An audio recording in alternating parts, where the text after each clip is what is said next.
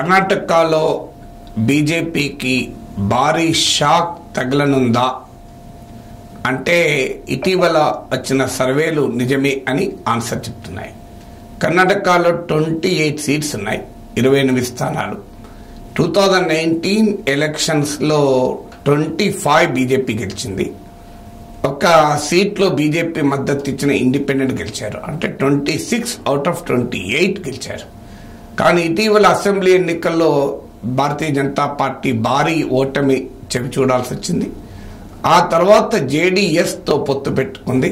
ఒక రకంగా జేడీఎస్తో పొత్తు పెట్టుకోవడమే బీజేపీ తన బలహీనతను అంగీకరించినట్లు. నేను గతంలో కూడా వీడియోలో చెప్పాను ఇది. ఎందుకంటే 28 సీట్లలో 26 సీట్లు గెలుచుకున్న పార్టీకి తన సిట్టింగ్ సీట్లు కూడా వదులుకుని జేడీఎస్కి ఇవ్వాల్సిన అవసరం రాదు. అంటే జేడీఎస్కు కలుపుకొని అసెంబ్లీ ఎన్నికల సమయంలో జేడీఎస్ను తీవ్రంగా విమర్శించి ఆ తర్వాత జేడీఎస్ను కలుపుకొని ఆ పార్టీకి సీట్లు కేటాయించడం అంటేనే బీజేపీ బలహీనత అర్థమైంది. ఇప్పుడు తాజాగా ఈ దిన అనే సంస్థ, మీడియా సంస్థ సర్వే ఆసక్తికరమైన ఫలితాలు ఇచ్చింది. ఇది నెల రోజుల క్రితం కూడా సర్వే చేసింది. అప్పటికి ఇంకా అభ్యర్థులు ఖరారు కాలేదు. ఆ సమయంలో చేసిన సర్వేలో కూడా ఈసారి కాంగ్రెస్ బీజేపీకి భారీగా గండి కొట్టనుంది అని తెలిపింది. ఇప్పుడైతే ఏకంగా బీజేపీ పైన కాంగ్రెస్కే ఎక్కువ సీట్లు రావచ్చు అని ఈ సర్వే అంచనా. వాస్తవంగా భారతీయ జనతా పార్టీకి గత 4 లోక్సభ ఎన్నికలు మీరు పరిశీలిస్తే అసెంబ్లీ ఎన్నికల ఫలితాలకు భిన్నమైన ఫలితాలు ఆ లోక్సభ ఎన్నికలు వస్తున్నాయి. అంటే అసెంబ్లీ ఎన్నికల్లో బీజేపీ దెబ్బ తిన్నా కూడా లోక్సభ ఎన్నికలకు వచ్చే వరకు బీజేపీయే గెలుస్తుంది. సో ఇది లాస్ట్ ఎలక్షన్స్లో మనం చూస్తున్న ట్రెండ్. ఈసారి ఈ ట్రెండ్ రివర్స్ కాబోతోంది అని. టోటల్ 28 సీట్స్లో బీజేపీకి గతంతో ఒక నెల కిందటి సర్వేతో పోలిస్తే సీట్లు, ఓట్లు పెరుగుతాయని ఈ సర్వే, తాజా సర్వే అంచనా. అయితే బీజేపీకి కాంగ్రెస్కు మధ్య చాలా నువ్వా నేనా అనే రీతిలో పోటీ కనబడుతోంది. సో ఈ సర్వే ప్రకారం బీజేపీకి 42.27% ఓట్లు వస్తాయని అంచనా. 44%, 44.27. అంటే బీజేపీ, జేడీఎస్ కలిపి, ఈ రెండు పార్టీలకు కలిపి 44% ఓట్లు వస్తాయి. 10 నుంచి 13 సీట్ల వరకు మాత్రమే పరిమితం అవుతుంది అని. ఇందుకు భిన్నంగా కాంగ్రెస్కు 46% ఎబోవ్ ఓట్లు వస్తాయని. To be precise 46.41.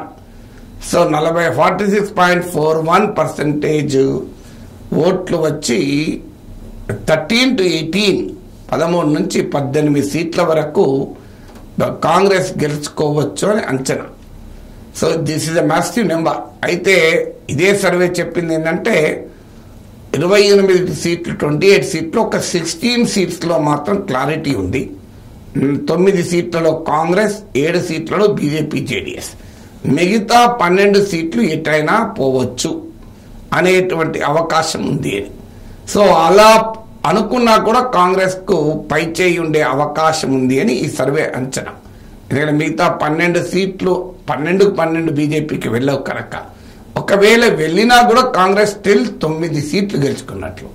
28 సీట్స్లో 9 సీట్స్ అంటే still it's a very big win.